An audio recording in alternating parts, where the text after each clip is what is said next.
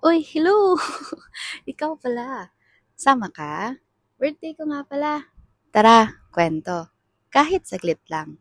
Ilabas ang saloobing kinakalawang.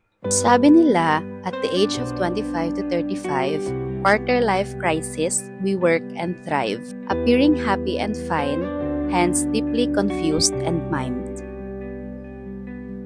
Bills are paid, but wallets are empty.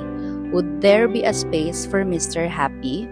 To travel is the key, but responsibilities are the top priority. Minsan, kailangan lang takasan, mga problemang walang katapusan. Ngiti tanging ang makakabalik lang ay pahinga ng tunay na pagmamahal.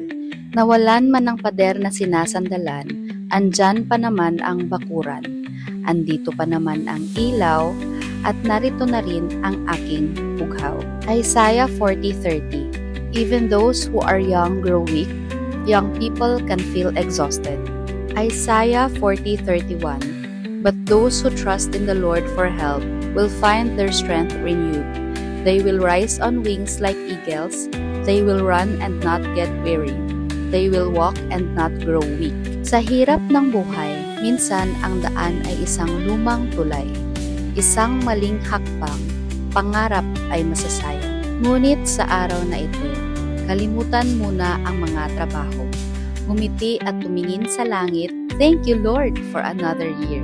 Iyong isambit. Sa mga sumusuporta o bagong kakilala, salamat sa oras na iyong inilaan, sa pagbati at alaala ng aking simpleng kaarawan.